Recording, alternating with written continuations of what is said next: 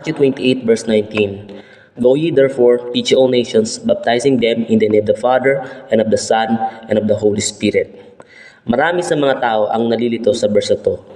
At inaakala na ang bautismo rito ay yung literal na pagbautismo na ginagamit ang pangalan ng Ama, ng Anak, at ng Espiritu Santo.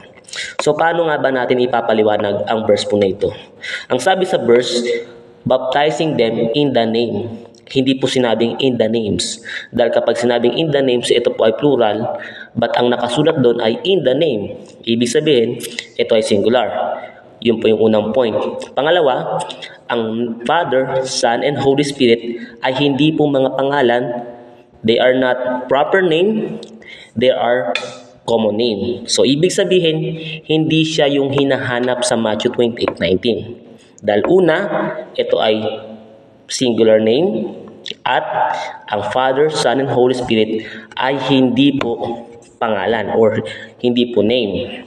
So ano ba yung tamang pag-interpret dito sa verse po na ito? So tignan po natin sa Acts chapter 2 verse 38. Ang nakasulat doon, then Peter said unto them, repent and be baptized, every one of you, in the name of Jesus Christ for the remission of sins, and ye shall receive the gift of the Holy Ghost. So may mga tao na nalilito at iniisip nila these two verse are contradiction. Meron daw pong pagsasalungat sa dalawang verse na ito. So ang tanong, meron bang contradiction dito? Ano yung harmony or paano natin i-harmonize yung dalawang verse po na ito? So ito po yan. So ang name ang Father, hindi po ito pangalan. Ang Son, hindi rin po ito pangalan. Ang Holy Spirit ay hindi rin pong pangalan. Ang tanong, what is the name of the Father? Sabi sa John chapter 5 verse 43, sabi ng Panginoong Yesus, I am come in my Father's name.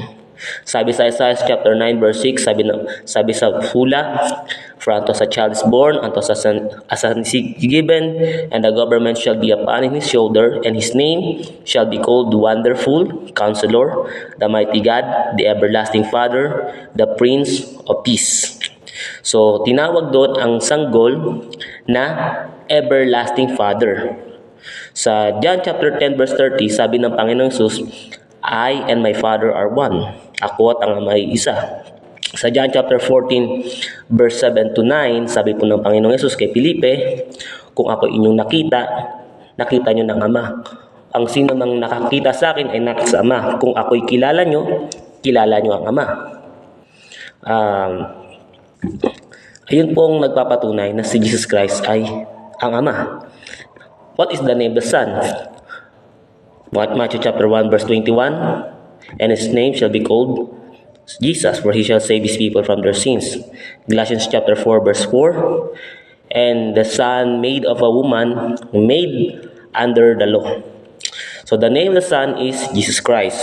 The name of the Father is Jesus Christ. So ang tanong, what is the name of the Holy Spirit? John chapter 14 verse 26, sabi ng Panginoon Jesus, and I will send the Holy Spirit or the Holy Ghost in my name. So darating daw Holy Spirit in the name of Jesus Christ. Ibig sabihin, darating siya, ang taglay na pangalan ng Holy Spirit ay Jesus Christ. Romans chapter 8 verse 9, ang Espiritu ng Kristo ay tinawag na Espiritu ng Diyos. Philippians chapter 1 verse 19, the Spirit of Jesus Christ, ito po yung nagbibigay ng supplication.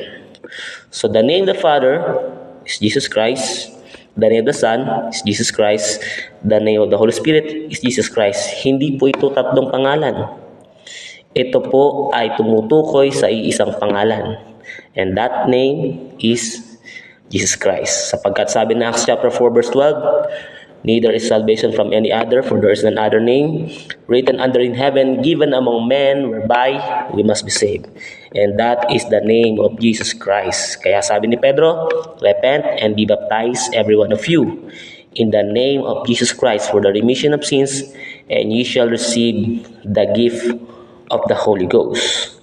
So, ang baptism na tinutukoy sa Matthew 28:19 ay hindi po names at hindi rin po common name, but literal and proper name, and that name is Jesus Christ.